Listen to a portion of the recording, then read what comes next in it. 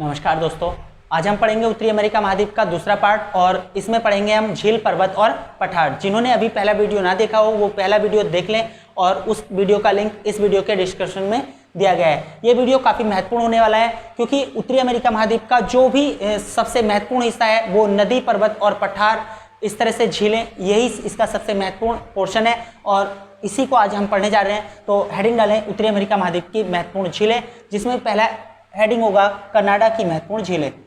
Canada की महत्वपूर्ण झीलें और इसमें हम लिखेंगे उत्तर से दक्षिण की ओर क्रम। तो उत्तर से दक्षिण की ओर क्रम में सबसे पहले यहाँ पर जो झील है इसका नाम है ग्रेट बियर, इसका नाम है ग्रेट स्लेव, इसका नाम है अथावास्का और रेनडियर और इसका नाम है विनिपेग झील। तो सबसे ऊपर है ग्रेट बियर, दूसरी है ग्रेट स्लेव, तीसरी है अथावास्का और चौथी है रेनडियर और पांचवी है विनिपेग। इस तरह से कनाडा की जो महत्वपूर्ण झीलें हैं उनका उत्तर से दक्षिण की ओर क्रम इस प्रकार था: Great Bear, Great Slave, Athabasca, Reindeer और विनिपेग। अब इनको एक एक करके विस्तार से पढ़ते हैं। तो हेडिंग डालें ग्रेट बियर झील। ग्रेट बियर झील, ग्रेट बियर झील से एक ही महत्वपूर्ण पॉइंट है जो 66.5 अंश उत्तरी अक्षांश है, अर्थात आर्कटिक वृत्त। आर्कटिक वृत्त ग्रेट बियर से होकर के गुजरता है। आर्कटिक वृत्त, आर्कटिक वृत्त के बारे में मैंने पहले वीडियो में अच्छे से समझाया है, तो उसे देख लीजिए। आर्कटिक वृत्त ग्रेट बियर से होकर के गुजरता है। दूसरी महत्वपूर्ण झील का नाम डालो, दूसरी थी ग्रेट स्लेव। ग्रेट स्लेव और ग्रेट स्लेव की सबसे महत्वपूर्ण बात यह है कि इसके किनारे कनाडा के एक महत्वपूर्ण प्रांत जिसका नाम है उत्तर पश्चिमी सीमा प्रांत, उत्तरी पश्चिमी सीमा प्रांत। कनाडा का एक प्रांत है जिसका नाम है उत्तरी पश्चिमी सीमा प्रांत, उसकी राजधानी यहां पर स्थित है जिसका नाम है येलो नाइफ। Yellow knife. तो इस तरह से कह सकते हो कि ग्रेट स्लेव के उत्तर में कनाडा के एक महत्वपूर्ण प्रांत उत्तरी पश्चिमी सीमा प्रांत की राजधानी येलो नाइफ स्थित है और यहां से एक महत्वपूर्ण नदी निकलती है। ये यहां पर दिख रही होगी आपको, ये महत्वपूर्ण नदी है, इसका नाम है मैकिंजे नदी। मैकिंजे नदी, मैकिंजे नदी ग्रेट स्लेव झील से निकल करके उत्तर की ओर बहती है और मैकिंजे की खाड़ी में गिरती है। यह कनाडा की सबसे लंबी नदी है। यह कनाडा की सबसे लंबी नदी है। तो दो बातें याद रखें ग्रेट स्लेव से। ग्रेट स्लेव के किनारे कनाडा के प्रांत उत्तर पश्चिमी प्रांत की राजधानी येलो नाइफ स्थित है और इससे ग्रेट स्लेव से एक महत्वपूर्ण नदी जिसका नाम है मैकिंजे नदी, मैकिंजे नदी निकलकर उत्तर की ओर बहते हुए मैकिंजे की खाड़ी में गिरती है। तो ये कनाडा की सबसे लंबी नदी है, याद रखें। इसका एक बार फिर उल्लेख होगा नदियों में। उसके बाद तीसरी महत्वपूर्ण झील है, इसका नाम है अथावास्का। अथावास्का, अथावास्का के किनारे यहाँ पर एक महत्वपूर्ण शहर स्थित है जिसका नाम है यूरेनियम सिटी। तो अथावास्का के किनारे यूरेनियम सिटी स्थित है। यूरेनियम सिटी स्थित है। अथावास्का के किनारे यूरेनियम सिटी स्थित है। उसके बाद हम पढ़ेंगे रेनडियर। रेनडियर में इतना कोई महत्वपूर्ण पॉइंट नहीं है, लेकिन क्रम याद रखने के लिए आप इसको याद रख सकते हो। यहाँ पर क्रम में ये आ जाएगा Great Bear, Great Slave, Athabasca, Reindeer और विनिपेग। लास्ट में हम पढ़ेंगे विनिपेग। हेडिंग डाल लीजिए विनिपेग। विनिपेग झील के किनारे मैनीटोबा प्रांत की राजधानी विनिपेग सिटी स्थित है। विनिपेग सिटी स्थित है, अर्थात यहां पर कनाडा का एक महत्वपूर्ण प्रांत है मैनीटोबा और मैनीटोबा प्रांत की राजधानी विनिपेग सिटी विनिपेग झील के किनारे स्थित है। विनिपेग झील के किनारे स्थित है। यहाँ पर एक महत्वपूर्ण स्थल है ये, इसे विश्व की गेहूं की मंडी कहते हैं, विश्व की सबसे बड़ी गेहूं की मंडी, विश्व की सबसे बड़ी गेहूं की मंडी। तो इसको समझे। यहाँ पर कनाडा के कुछ महत्वपूर्ण प्रांत हैं, इधर है एल्बर्टा, यहाँ पर मिलेगा सस्काचेवान, मैनीटोबा और क्यूबेक। ये चारों महत्वपूर्ण जो प्रांत हैं, ये चारों निचली भूमि के देश हैं और यहाँ पर एक घास उगती है जिसको हम बोलते हैं प्रेरीज घास, प्रेरीज घास। तो कनाडा में जो शीतोष्ण घास के मैदान पाए जाते हैं, वहाँ पर जो घास उगती है उसको बोलते हैं प्रेरीज घास, और प्रेरीज घास के मैदानों में गेहूं का बहुत अधिक मात्रा में उत्पादन होता है, जिस कारण से इन क्षेत्रों का, सभी क्षेत्रों का गेहूं विनिपेग सिटी में इकट्ठा किया जाता है, वहां पर इसका व्यापार किया जाता है और इसी कारण यह विश्व की सबसे बड़ी गेहूं मंडी है। तो याद रखें, विनिपेग सिटी विश्व की सबसे बड़ी गेहूं मंडी है। और एक बात और याद रखें, जो कनाडा की झीलें हैं जाड़ों में बहुत अधिक मात्रा में जम जाती हैं, जिसके कारण इसके ऊपर बर्फ की एक सतह, मोटी बर्फ की सतह छा जाती है और यहाँ पर ये इतनी मोटी हो जाती हैं कि यहाँ पर एरोप्लेन भी उतारे जा सकते हैं। तो इस तरह से ये अधिक मात्रा में जमने वाली झीलें हैं।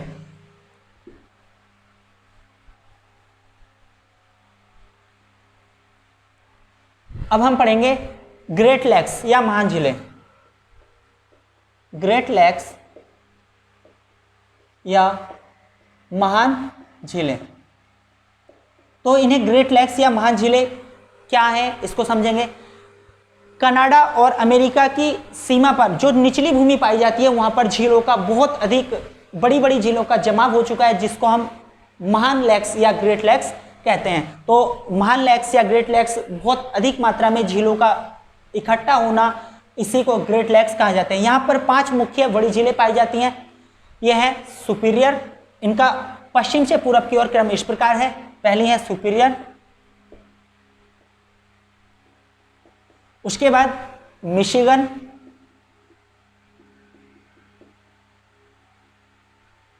मिशिगन, और उसके बाद देखोगे तो ह्यूरॉन,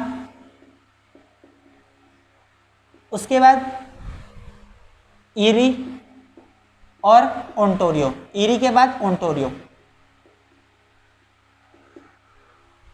तो कनाडा और अमेरिका की सीमा पर, कनाडा और अमेरिका की सीमा पर कुछ महत्वपूर्ण झीलें पाई जाती हैं, जिनको हम ग्रेट लेक्स के नाम से जानते हैं, जिनका पश्चिम से पूरब की ओर क्रम इस प्रकार है: सुपीरियर, मिशिगन, ह्यूरॉन, ईरी और ओंटारियो। जबकि क्षेत्रफल के अनुसार इनका क्रम इस प्रकार है: सबसे बड़ी सुपीरियर, उसके बाद ह्यूरॉन, ह्यूरॉन, उसके बाद मिशिगन, फिर ईरी और ओंटारियो, उसके बाद ओंटारियो।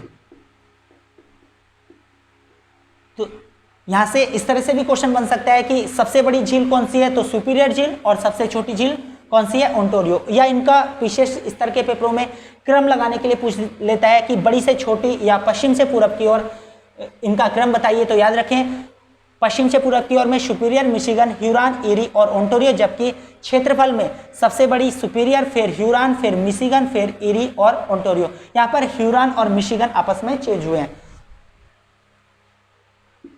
इन झीलों में आप एक चीज नोटिस करोगे, ये सभी झीलें कनाडा और अमेरिका की सीमा पर दिखती हैं, लेकिन इसमें मिशिगन जो झील है वो पूरी तरह से अमेरिका में स्थित है। तो इस पॉइंट को लिखें, मिशिगन झील पूरी तरह से अमेरिका में स्थित है, जबकि सुपीरियर, ह्यूरॉन, ईरी और ओंटारियो कनाडा और अमेरिका की सीमा निर्धारित करती हैं। वास्तव में कनाडा और अमेरिका की सीमा जो निर्धारित करती है वो 49 अक्षांश, ग्रेट लेक्स और सेंट लॉरेंस की नदी द्वारा निर्धारित होती है। तो ध्यान रखें कि मिशिगन झील पूरी तरह से अमेरिका में, जबकि सुपीरियर, ह्यूरॉन, ईरी और ओंटारियो कनाडा और अमेरिका की सीमा पर स्थित है। अब इसमें से हम एक एक के बारे में चर्चा करेंगे। तो सबसे पहले हेडिंग डालें सुपीरियर झील।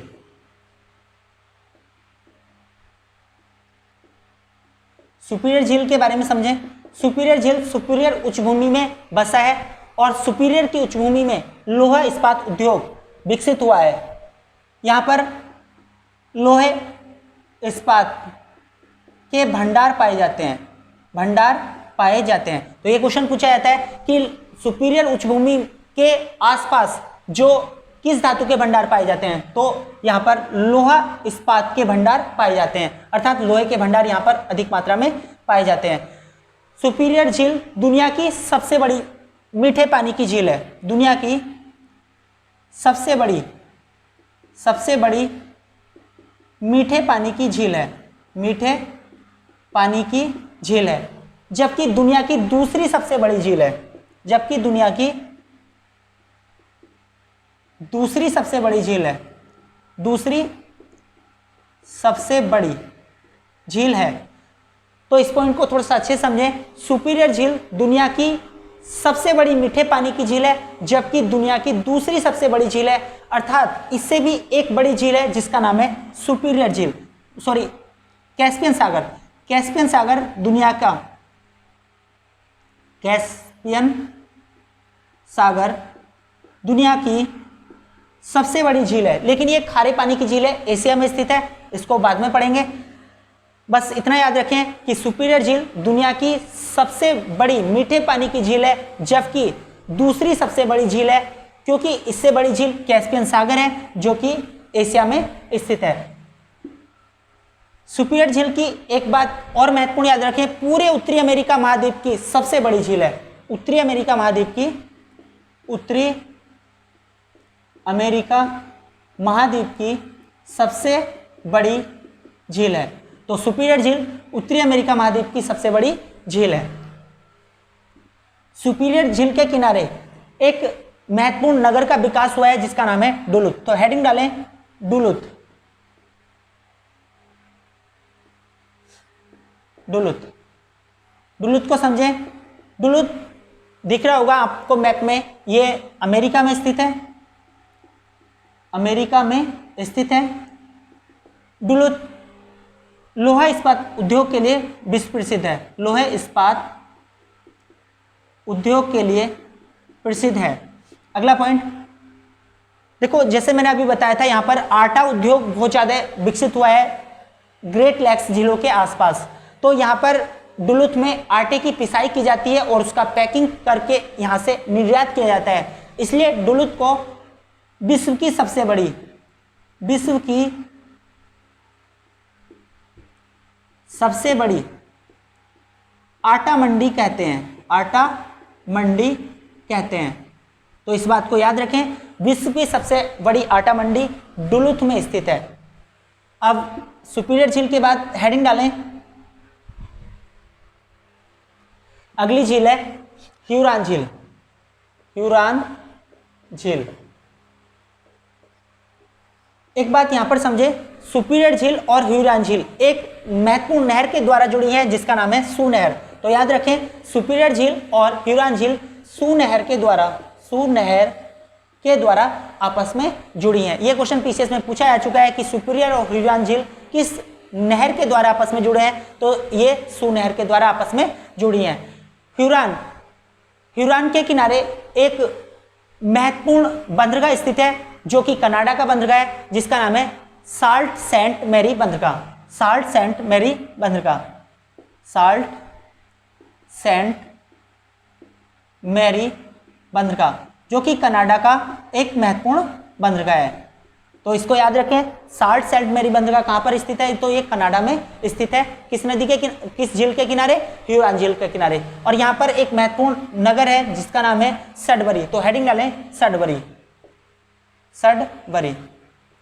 इसके बारे में समझें, सडबरी ये निकिल उत्पादन के लिए विश्व प्रसिद्ध है। पूछा जाता है निकिल उत्पादन के लिए, निकेल उत्पादन के लिए विश्व प्रसिद्ध है। और यहां पर तांबा तथा प्लेटिनम भी पाया जाता है। तो निकेल उत्पादन के लिए, सडबरी निकेल उत्पादन के लिए विश्व प्रसिद्ध है और यहां पर तांबा तथा प्लेटिनम भी पाया जाता है। आगे हेडिंग डालें अगली झील, मिशिगन झील, मिशिगन झील। मिशिगन झील में पहला पॉइंट लिखें, यह पूरी तरह से अमेरिका में स्थित है, जबकि शेष 4 झीलें सुपीरियर, ह्यूरॉन, ईरी और ओंटारियो कनाडा और अमेरिका की सीमा निर्धारित करती हैं। तो इस पॉइंट को लिख लीजिए। अगला पॉइंट, यहां पर मिशिगन झील के पास कुछ महत्वपूर्ण नगर पाए जाते हैं, जिनमें गैरी, शिकागो और मिल्वाकी महत्वपूर्ण है। गैरी, शिकागो और मिल्वाकी महत्वपूर्ण है। तो इसमें पहला पॉइंट डालें मिल्वाकी। मिल्वाकी, मिल्वाकी को समझे। मिल्वाकी यहां पर लोहा इस्पात उद्योग विकसित हुआ है। लोहा इस्पात उद्योग विकसित हुआ है, तो लोहा इस्पात उद्योग के लिए प्रसिद्ध है मिल्वाकी। और मिल्वाकी से लेकर के शिकागो तक, जैसे यहां पर है मिल्वाकी, और मिल्वाकी से शिकागो तक, शिकागो तक यहां पर विभिन्न औजार फैक्ट्रियां निर्मित हुई हैं, जिसके कारण इसको कहा जाता है औजार पट्टी। औजार पट्टी। तो याद रखें इसको कि शिकागो से लेकर के मिल्वाकी शहर तक यहाँ पर छोटे छोटे औजार उद्योगों का विकास हुआ है, और यहाँ पर विभिन्न औद्योगिक फैक्ट्री लगी हैं, जिसके कारण इनको औजार पट्टी के नाम से जाना जाता है। अगला हेडिंग डालें शिकागो। इसमें दूसरा महत्वपूर्ण शहर है शिकागो।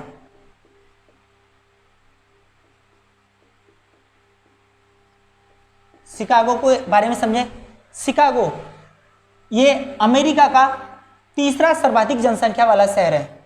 तीसरा सर्वाधिक जनसंख्या वाला शहर है शिकागो। अमेरिका का तीसरा सर्वाधिक जनसंख्या वाला शहर है, क्योंकि पहला जो है वो है न्यूयॉर्क, तो बाद में पढ़ेंगे हम। उसके बाद शिकागो में अत्यधिक उद्योगों का विकास होने के कारण, शिकागो में अत्यधिक उद्योगों का विकास होने के कारण यहाँ पर अधिक मात्रा में धुआं सा रहता है, जिसके कारण इसे स्मोक सिटी कहा जाता है। तो याद रखें, स्मोक सिटी किसे कहते हैं? तो स्मोक सिटी कहते हैं शिकागो को, अत्यधिक धुआं होने के कारण, क्योंकि यहाँ पर अत्यधिक मात्रा में उद्योग विकसित हुए हैं। शिकागो में मांस प्रसंस्करण उद्योग किया जाता है। मांस प्रसंस्करण उद्योग के लिए विश्व प्रसिद्ध है। तो शिकागो मांस प्रसंस्करण उद्योग के लिए विश्व प्रसिद्ध है। यहाँ पर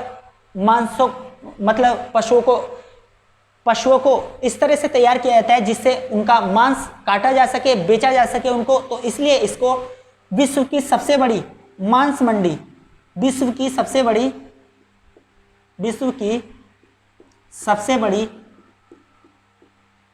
मांस मंडी कहते हैं। तो याद रखें, शिकागो यहाँ पर मांस प्रसंस्करण उद्योग का विकास हुआ है, जिसके कारण इसको मांस की मंडी कहा जाता है, विश्व की सबसे बड़ी मांस मंडी। शिकागो में आपको याद होगा प्रथम विश्व धर्म सम्मेलन हुआ था। शिकागो में प्रथम विश्व धर्म सम्मेलन हुआ था, जिसमें भारत से स्वामी विवेकानंद यहां पर गए थे। स्वामी विवेकानंद, और इन्होंने अपने भाषण में इतना प्रभावित किया कि विश्व के सभी लोग भारत की ओर आकर्षित हो गए, क्योंकि विश्व में अधिकांश ये माना जाता था कि भारत जो है वहाँ पर जो उनकी संस्कृति है वो बहुत ज़्यादा प्राचीन है और वे आधुनिकीकरण की ओर नहीं बढ़ रहे। लेकिन जब यहाँ पर प्रथम विश्व धर्म सम्मेलन जो कि 1893 में हुआ और यहाँ पर स्वामी विवेकानंद जी पहुँचे और इन्होंने अपने विचार रखे। इन्होंने कहा कि जिस प्रकार दुनिया की सभी नदी सागर में आकर के गिरती हैं, उसी प्रकार दुनिया के सभी धर्म ईश्वर की ओर ले जाते हैं। तो ये प्रसिद्ध भाषण से यहाँ पर स्वामी विवेकानंद जी प्रसिद्ध हुए। उसके बाद यहाँ पर एक तीसरा महत्वपूर्ण नगर है गैरी। तो हेडिंग डालें गैरी। और गैरी के बारे में सिर्फ एक ही महत्वपूर्ण पॉइंट है, वो है कि यहाँ पर लोहा इस्पात उद्योग का विकास हुआ है। लोहा इस्पात उद्योग का विकास हुआ है। देखो, इन वीडियो को यहाँ पर बोरिंग ना समझे, क्योंकि ये पॉइंट ऐसे हैं जो पीसीएस स्तर पर या एसआई स्तर पर या छोटे कुछ महत्वपूर्ण और बड़े एग्जामों में भी ये पूछे जाते हैं। तो ये एक महत्वपूर्ण नगर है जहाँ से बार बार क्वेश्चन निकले हैं। बस इसको बोरिंग ना समझ करके बार बार इसको देखते रहें और अपने नोट्स बनाते रहें। अब अगली झील है ईरी झील, तो हेडिंग डालें ईरी झील, ईरी झील। और ईरी झील के बारे में समझें। ईरी झील के किनारे पर कुछ महत्वपूर्ण औद्योगिक नगरों का विकास हुआ है, जिसमें डेट्रॉयट, क्लीवलैंड, बफेलो, विंडसन महत्वपूर्ण है। तो याद रखें, ईरी झील के किनारे अमेरिका में डेट्रॉयट, क्वींसलैंड और बफेलो स्थित है, जबकि विंडसन जो है वो कनाडा में स्थित है। तो पहला हेडिंग डालें इसमें डेट्रॉयट। डेट्रॉयट ये सबसे ज्यादा पूछा जाने वाला क्वेश्चन है। डेट्रॉयट को विश्व की ऑटोमोबाइल की मंडी कहते हैं। तो विश्व की सबसे बड़ी ऑटोमोबाइल की मंडी जो है वो है डेट्रॉयट। ऑटोमोबाइल का मतलब होता है जहां पर वाहनों का निर्माण किया जाता है, कार, बस, मोटरसाइकिल। तो डेट्रॉयट दुनिया में सबसे ज्यादा वाहन का निर्माण करने वाला शहर है, जिस कारण इसको विश्व की सबसे बड़ी ऑटोमोबाइल की मंडी कहा जाता है। उसके बाद हेडिंग डालें दूसरा क्लीवलैंड। क्लीवलैंड और क्लीवलैंड यह रेडीमेड वस्त्रों के लिए विश्व प्रसिद्ध है। रेडीमेड वस्त्रों के लिए विश्व प्रसिद्ध है। तो इसको भी लिख लीजिए क्लीवलैंड को। और तीसरा हेडिंग डालें बफेलो।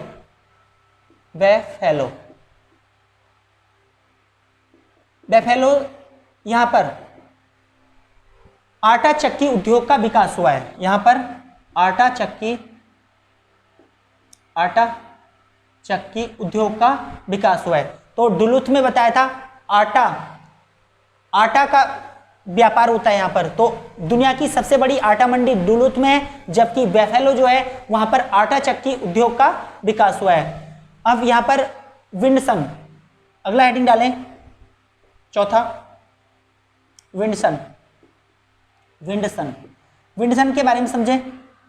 विंडसन इसे कनाडा का डेट्रॉयट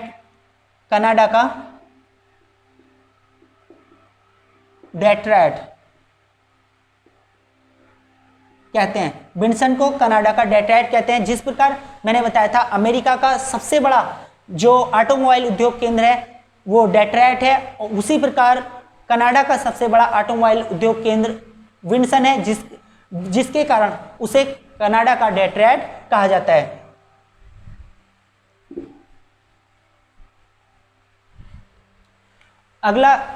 अगली झील डालें ओंटारियो झील। ओंटारियो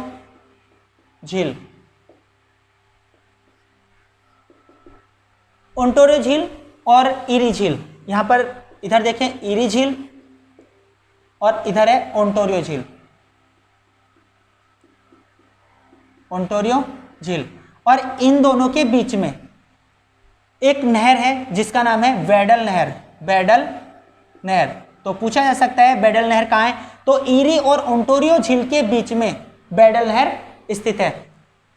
और यहीं पर इनके बीच में एक झरना है जिसको बोलते हैं नियाग्रा जलप्रपात,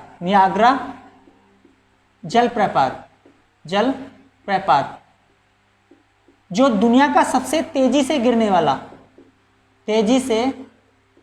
वाला झरना है। तो ईरी और ओंटारियो के बीच में वेडल नहर स्थित है और इन्हीं दोनों झीलों के बीच में दुनिया का सबसे तेजी से गिरने वाला जलप्रपात या नियाग्रा जलप्रपात स्थित है। तो नियाग्रा जलप्रपात दुनिया का सबसे तेजी से गिरने वाला झरना है जो ईरी और ओंटारियो के बीच स्थित है। यहाँ पर बहुत अत्यधिक मात्रा में ग्रेट लेक्स के क्षेत्रों में बहुत अत्यधिक मात्रा में बिजली का मतलब बिजली पैदा की जाती है और जिसे कनाडा और अमेरिका बराबर बराबर बांट लेता है। और औद्योगिक क्षेत्रों, इसी कारण से यहाँ पर अत्यधिक मात्रा में औद्योगिक क्षेत्र का विकास हुआ है, क्योंकि उद्योगों को लिए आवश्यकता होती है बिजली की, और यहाँ पर अधिक मात्रा में झरने हैं, झीलें हैं, और इन्हें रोक करके कुछ बांध बनाए गए हैं, कुछ प्राकृतिक बांध हैं, जिसके कारण इन क्षेत्रों में बहुत अत्यधिक मात्रा में विद्युत का उत्पादन किया जाता है। और विद्युत का अत्यधिक मात्रा में उत्पादन होने के कारण यहाँ पर विभिन्न उद्योगों केंद्रों का विकास हुआ है। तो इसको याद रखें। उसके बाद यहाँ पर आगे समझें, एक महत्वपूर्ण नगर है किंगस्टन। तो हेडिंग डालें इसमें किंगस्टन। किंगस्टन यह कनाडा में है। यहां पर रेल इंजन का निर्माण किया जाता है। रेल इंजन निर्माण के लिए विश्व प्रसिद्ध है। उत्तरी अमेरिका महाद्वीप की महत्वपूर्ण झीलों को पढ़ने के बाद अब हम पढ़ेंगे उत्तरी अमेरिका महाद्वीप के महत्वपूर्ण पर्वत। तो लेकिन पर्वतों को पढ़ने से पहले मैप में मैंने क्या बनाया है उसको आप समझ सकते हो कि कौन सा पर्वत कहां पर स्थित है। यहाँ पर एक पर्वत बनाया है, इस पर्वत का नाम है अलास्का पर्वत। और अलास्का पर्वत पूरी तरह से अमेरिका के अलास्का प्रांत में स्थित है। यहाँ पर एक महत्वपूर्ण पर्वत बनाया है, इसको कहते हैं ब्रुक्स रेंज, और ब्रुक्स रेंज भी अमेरिका के अलास्का प्रांत में स्थित है। यहाँ पर जो महत्वपूर्ण पर्वत है इसका नाम है मैकिंजे पर्वत, और मैकिंजे पर्वत पूरी तरह से कनाडा में स्थित है। और ये एक बड़ा पर्वत दिख रहा है जिसको बोलते हैं रॉकी पर्वत, और रॉकी पर्वत का विस्तार दो देशों में है, ये कनाडा और अमेरिका में। यहाँ पर एक महत्वपूर्ण पर्वत दिख रहा है, इस पर्वत का नाम है कॉस्ट पर्वत, और कॉस्ट पर्वत कनाडा में है। यहाँ पर एक पर्वत दिख रहा है, इसको बोलते हैं कैस्केड पर्वत। कैस्केड पर्वत अमेरिका में है। यहाँ पर सियरा निवादा, ये भी अमेरिका में है। यहाँ पर सियरा माद्रे ऑक्सीडेंटल, ये मैक्सिको में है, और सियरा माद्रे ओरिएंटल, ये भी मैक्सिको में। और एक महत्वपूर्ण पर्वत दिख रहा होगा तुम्हें, इसको बोलते हैं अपलेशन पर्वत, और अपलेशन पर्वत ये कनाडा और अमेरिका दोनों देशों में स्थित है। तो एक एक करके इनको समझते हैं। तो एक बार इनको समझ लीजिए, एक तरफ पर्वत और एक तरफ देश, पर्वत और देश, इनको लिख लीजिए क्योंकि क्रमशः ये पूछे जा सकते हैं, और कि कौन सा पर्वत कौन से देश में। सबसे पहले यह है Alaska, Alaska range. Alaska range, पर्वतों को रेंज ही कहा गया है इसमें। तो अलास्का रेंज ये है अलास्का में, और अलास्का जो है अमेरिका का एक प्रांत है, इसलिए ये यूएसए में स्थित है। ऊपर है ब्रुक्स रेंज, दूसरा पर्वत है ब्रुक्स रेंज। और ब्रुक्स रेंज की बात करेंगे तो ब्रुक्स रेंज भी ये अलास्का में ही स्थित है, अर्थात अमेरिका में स्थित है। तीसरा महत्वपूर्ण पर्वत है, इसको बोलते हैं मैकिनले पर्वत। मैकिनले पर्वत, सॉरी मैकिंजे पर्वत, मैकिंजे पर्वत। और मैकिंजे पर्वत कनाडा में है। यहाँ पर ये महत्वपूर्ण पर्वत है जिसका नाम है कॉस्ट पर्वत। कॉस्ट पर्वत, कॉस्ट पर्वत भी कनाडा में है। उसके बाद यहाँ पर एक महत्वपूर्ण पर्वत दिख रहा है कैस्केड पर्वत। कैस्केड पर्वत, और कैस्केड पर्वत का विस्तार भी अमेरिका में है। अमेरिका, तो कैस्केड पर्वत का विस्तार अमेरिका में है। उसके बाद यहाँ पर सियरा निवादा, सियरा निवादा, ये सियरा निवादा जो पर्वत है वो पर्वत भी अमेरिका में ही है, अमेरिका या यूएसए। उसके बाद यहाँ पर एक महत्वपूर्ण पर्वत दिख रहा होगा आपको, इसको बोलते हैं रॉकी पर्वत। रॉकी पर्वत, और रॉकी पर्वत का विस्तार दो देशों में है। ऊपर दिख रहा होगा कनाडा, 49 अंश से ऊपर कनाडा, और 49 अंश से नीचे अमेरिका। तो कनाडा और अमेरिका में। उसके बाद ये दो पर्वत दिख रहे हैं, इसको कहते हैं हम 8वें नंबर पर, इसका नाम है Sierra Madre, Sierra Nevada, Sierra Niwada occidental, Sierra Niwada occidental, occidental, ये मैक्सिको में है। मैक्सिको, और इसके नीचे या साइड में ही है एक पर्वत है जिसको कहते हैं हम Sierra Niwada oriental.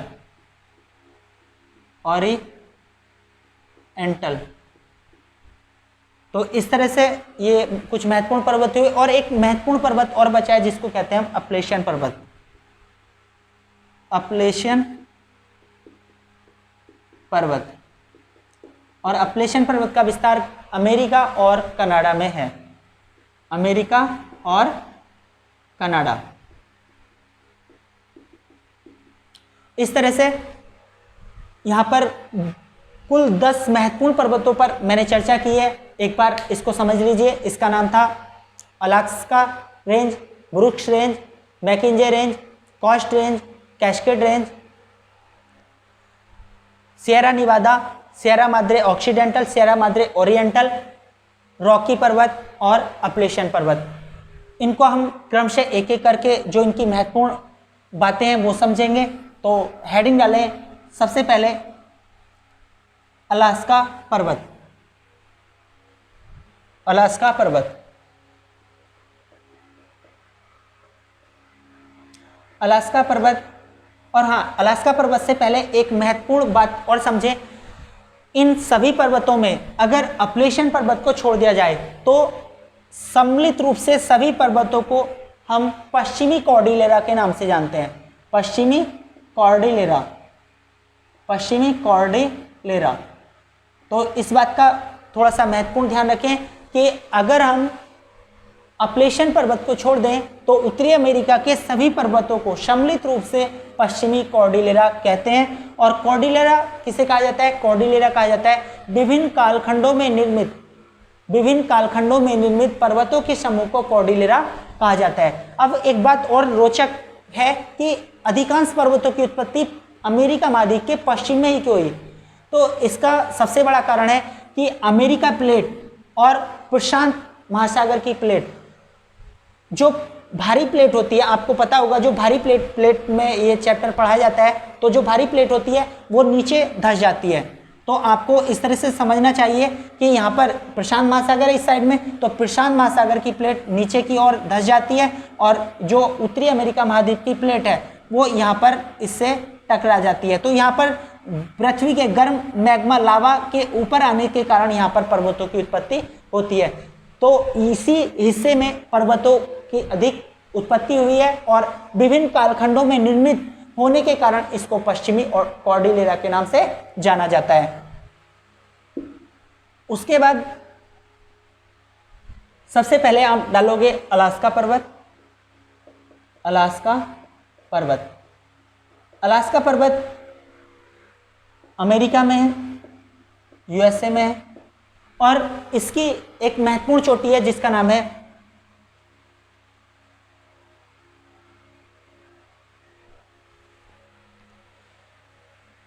Mount McKinley. Mount McKinley. तो याद रखें, अलास्का पर्वत की सर्वोच्च चोटी माउंट मैकिनले है। माउंट मैकिनले है जो पूरे उत्तरी अमेरिका महाद्वीप की यूएसए महाद्वीप की सर्वोच्च चोटी है। सर्वोच्च चोटी है। जब राष्ट्रपति बराक ओबामा बने थे तो बराक ओबामा जी ने इसका नाम डेनाली रखा था, डेनाली। तो इस तरह से अलास्का पर्वत की सर्वोच्च चोटी माउंट मैकिनले है जो पूरे उत्तरी अमेरिका महाद्वीप की सर्वोच्च चोटी है, और इसे डेनाली के नाम से भी जाना जाता है।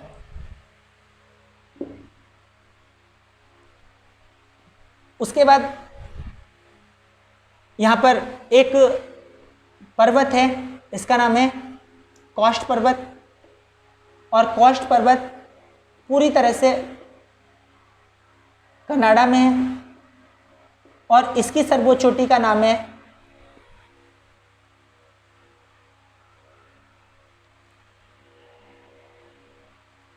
Mount Logan. माउंट लोगान, और माउंट लोगान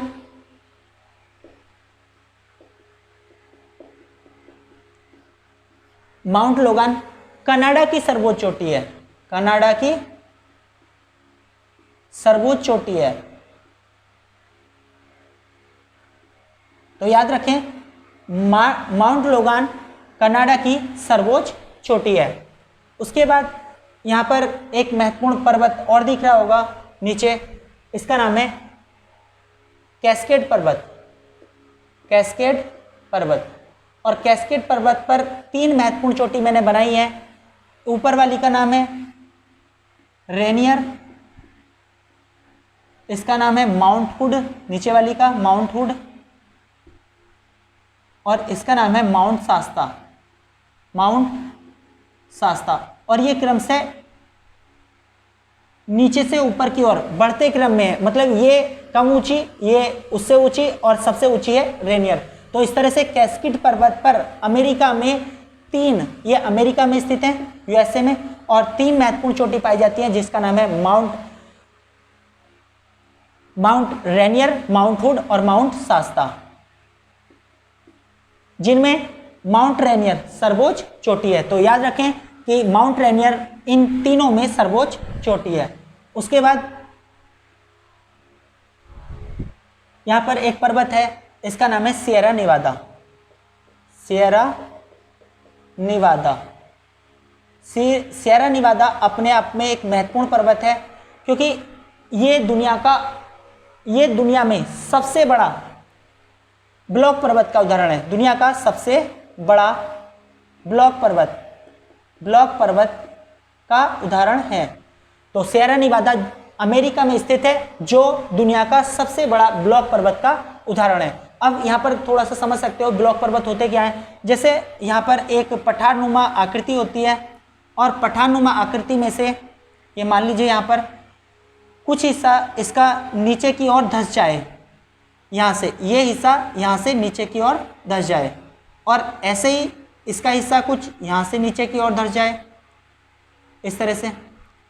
तो यहाँ पर एक पर्वतनुमा आकृति, ये वाली जो आकृति दिखेगी, एक पर्वतनुमा आकृति धारण कर लेगी, और जहाँ पर दोनों ओर के भूखंड धंस जाएं और एक हिस्सा उसके बीच का ऊपर उठा हुआ पर्वत के रूप में नजर आता है, उसी को हम कहते हैं ब्लॉक पर्वत। और सियरा निवादा दुनिया का सबसे बड़ा ब्लॉक पर्वत का उदाहरण है। तो याद रखें, दुनिया का सबसे बड़ा ब्लॉक पर्वत, और भारत में भी एक ब्लॉक पर्वत का उदाहरण है। तो आपको पता होना चाहिए, भारत का एक ब्लॉक पर्वत है सतपुड़ा। सतपुड़ा भारत का एकमात्र ब्लॉक पर्वत का उदाहरण है, जिसके उत्तर में नर्मदा घाटी और दक्षिण में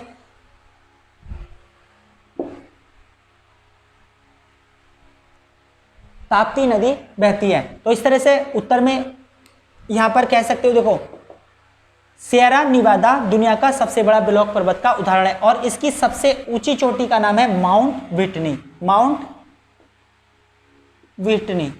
तो बस इतना इसमें याद रखें, एक बार इसको अच्छे से समझ लें। सियरा निवादा अमेरिका में स्थित है, सियरा निवादा विश्व का सबसे बड़ा ब्लॉक पर्वत का उदाहरण है, और इसकी सर्वोच्च चोटी माउंट व्हिटनी है। अगला हेडिंग डालें, रॉकी पर्वत। रॉकी पर्वत ये दिख रहा होगा आपको। रॉकी पर्वत दुनिया का दूसरा सबसे बड़ा पर्वत है, दुनिया का दूसरा सबसे बड़ा पर्वत है, क्योंकि दुनिया का सबसे बड़ा पर्वत है दक्षिणी अमेरिका महाद्वीप में, जो कि 7 देशों में फैला है। दुनिया का दूसरा सबसे बड़ा पर्वत रॉकी पर्वत है, जबकि दुनिया का सबसे बड़ा पर्वत रॉकी पर्वत है, जो दक्षिणी अमेरिका महाद्वीप में फैला है। उसके बाद रॉकी की बात करें तो उत्तरी अमेरिका महाद्वीप में सबसे बड़ा पर्वत है। उत्तरी अमेरिका महाद्वीप में उत्तरी अमेरिकी महाद्वीप में सबसे बड़ा पर्वत है। इसकी सर्वोच्च चोटी का नाम है, यहाँ पर चोटी दिखाना थोड़ा संभव नहीं है तो यहाँ पर बना रहा हूँ मैं इसकी सर्वोच्च चोटी का नाम है माउंट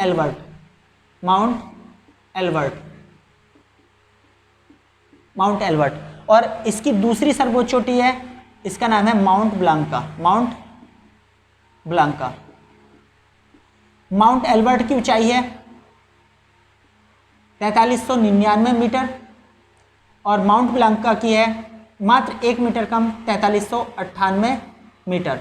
तो इस तरह से रॉकी पर्वत की सर्वोच्च चोटी, रॉकी पर्वत की सर्वोच्च चोटी mount Blanca, sorry Mount Elbert, जिसकी ऊंचाई है 4399 मीटर, और इसकी दूसरी सर्वोच्च चोटी इसका नाम है माउंट ब्लांका। तो यह है रॉकी पर्वत की महत्वपूर्ण जानकारी। रॉकी पर्वत उत्तरी अमेरिका महाद्वीप में महान जल विभाजक का कार्य करता है। रॉकी पर्वत उत्तरी अमेरिका महाद्वीप में महान जल विभाजक का कार्य करता है, अर्थात रॉकी पर्वत के पश्चिम में अधिक वर्षा और रॉकी पर्वत के पूर्व में बहुत कम वर्षा होती है। तो इस बात को भी याद रखें। तो एक बार इसको अच्छे से समझ लें। रॉकी पर्वत दुनिया का दूसरा सबसे बड़ा पर्वत है, क्योंकि दुनिया का सबसे बड़ा पर्वत दक्षिणी अमेरिका महाद्वीप में एंडीज पर्वत है, जो दुनिया के 7 देशों में फैला है। तो दुनिया का सबसे बड़ा पर्वत है और ये दूसरा सबसे बड़ा पर्वत है।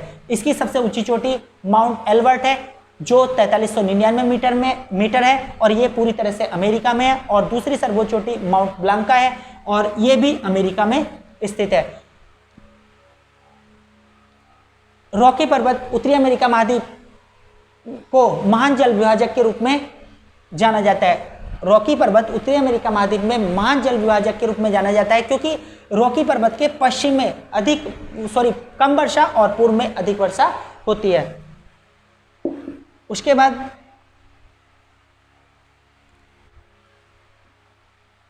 अगले पर्वत का हेडिंग डालें। एक पर्वत बचा है जिसका नाम है अपलेशियन पर्वत। हेडिंग डालें अपलेशियन पर्वत। अपलेशियन पर्वत, इसका विस्तार अमेरिका और कनाडा में है। इसका विस्तार अमेरिका और कनाडा दोनों में है। अपलेशियन पर्वत प्राचीनतम पर्वतों में से एक है, इसलिए यह एक अवशिष्ट पर्वत का उदाहरण है। यह अवशिष्ट पर्वत का उदाहरण है। तो मैंने बताया यहाँ पर कि अपलेशियन पर्वत दुनिया के प्राचीनतम पर्वतों में से एक है और यह एक अवशिष्ट पर्वत का उदाहरण है। तो इसको समझ सकते हैं अवशिष्ट पर्वत क्या होता है। जैसे कि एक करोड़ों वर्षों पूर्व बना हुआ एक प्राचीन पर्वत हो और इसका वायु के द्वारा, जल के द्वारा अपर्दन हो जाए, और अपर्दन होने के बाद ये एक बड़े पर्वत से वर्तमान में छोटे पर्वत के रूप में दिखाई देने लगे, अर्थात इसका इतना हिस्सा वायु के द्वारा, जल के द्वारा अपर्दित हो चुका हो।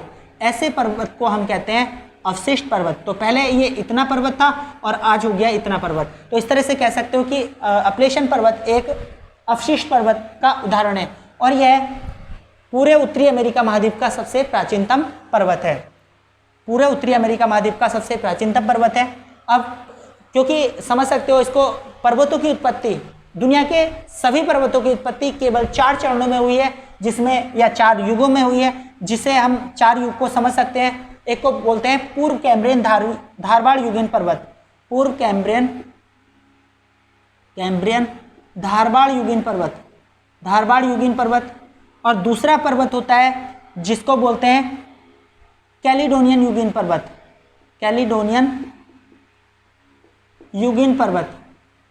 और तीसरा चरण होता है पर्वत उत्पत्ति का पहला चरण, जिसको कहा जाता है पूर्व कैम्ब्रियन युगीन धारवाड़ पर्वत, और दूसरे को बोला जाता है कैलिडोनियन युगीन पर्वत। तीसरा होता है हर्सेनियन युगीन पर्वत। और पर्वत उत्पत्ति का चौथा व सबसे अंतिम चरण होता है जिसको कहा जाता है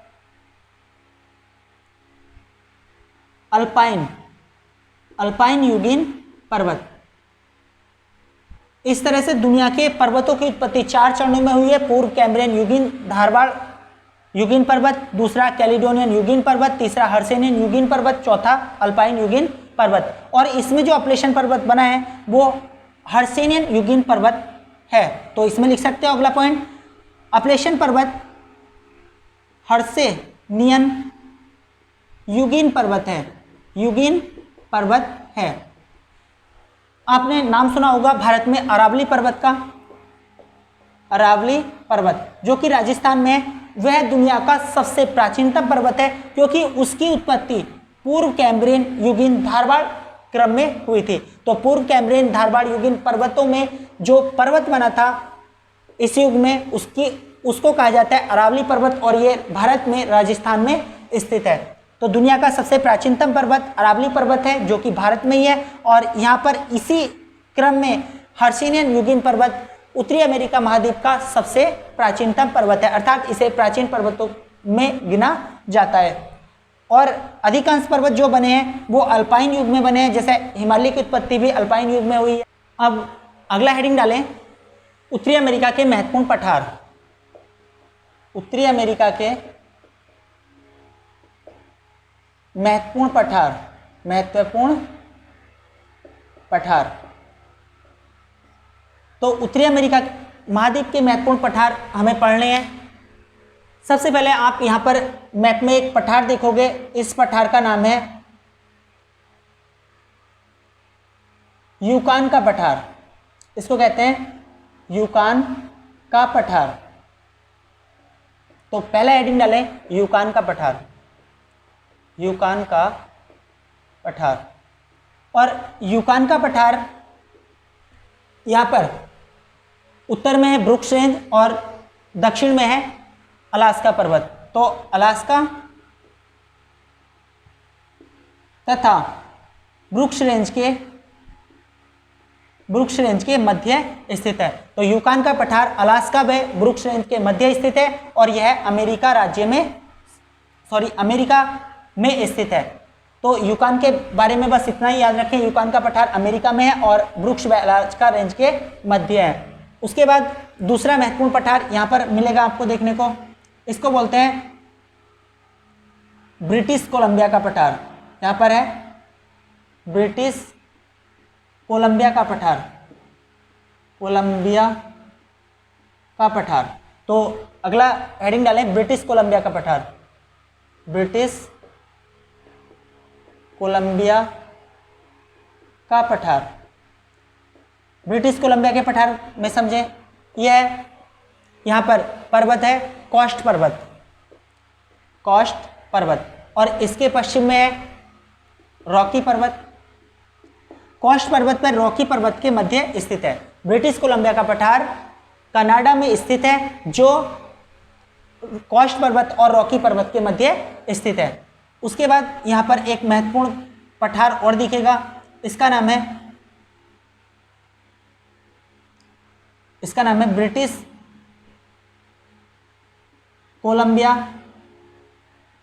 कोलंबिया स्नैक पठार, स्नैक पठार, ब्रिटिश कोलंबिया स्नैक पठार। ये यहाँ पर, तो इसके बारे में हेडिंग डालें ब्रिटिश कोलंबिया स्नैक पठार। अगला हेडिंग है ब्रिटिश कोलंबिया स्नैक पठार, स्नैक पठार। तो ब्रिटिश कोलंबिया स्नैक पठार, इसके बारे में समझें। ब्रिटिश कोलंबिया स्नैक पठार, यहाँ पर कैस्किड पर्वत है और इधर रॉकी पर्वत। तो यह कैस्किड व रॉकी पर्वत के मध्य स्थित है। कैस्किड पर्वत और रॉकी पर्वत के मध्य स्थित है। यह अमेरिका में है, यह अमेरिका में स्थित है। उसके बाद यहाँ पर दक्षिण में आओगे इसमें, और तो यहाँ पर एक घाटी मिलेगी जिसको बोलते हैं शांत घाटी, शांत घाटी, या इसको मृत घाटी भी कहते हैं, मृत घाटी। तो शांत घाटी या मृत घाटी जो कि अमेरिका में है। तो हेडिंग डालें शांत घाटी या मृत घाटी, शांत घाटी या मृत घाटी।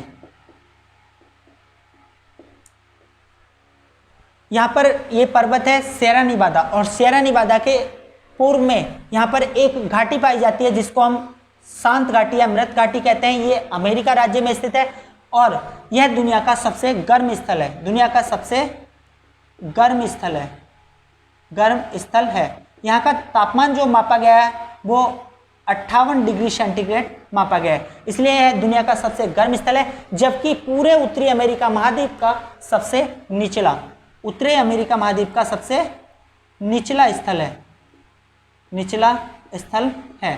तो इस बात को याद रखें, दुनिया का सबसे गर्म स्थल तथा उत्तरी अमेरिका महाद्वीप का सबसे निचला स्थल है। यहाँ पर एक महत्वपूर्ण पठार पाया जाता है जिसको कहते हैं कोलोराडो का पठार, कोलोराडो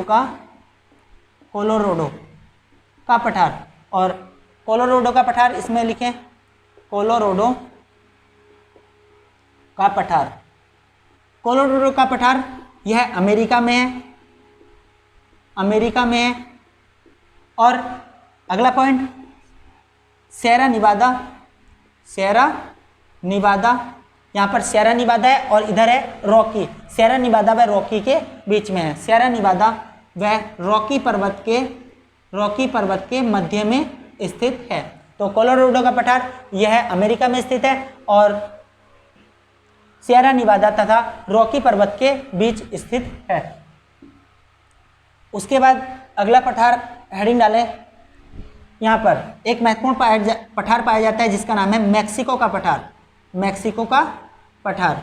तो इसके बारे में समझें, हेडिंग डालें मैक्सिको का पठार, मैक्सिको का पठार।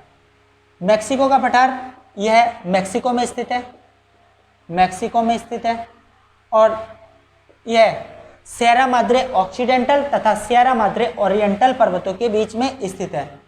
सिएरा माद्रे ऑक्सीडेंटल तथा सिएरा माद्रे ओरिएंटल पर्वतों के बीच में स्थित है। तो याद रखें, यहाँ पर जो मैक्सिको का पठार है वो मैक्सिको में स्थित है और सिएरा माद्रे ऑक्सीडेंटल तथा सिएरा माद्रे ओरिएंटल पर्वतों के बीच में है। यहाँ पर एक स्थान पाया जाता है जिसको बोलते हैं चिहुआहुआ।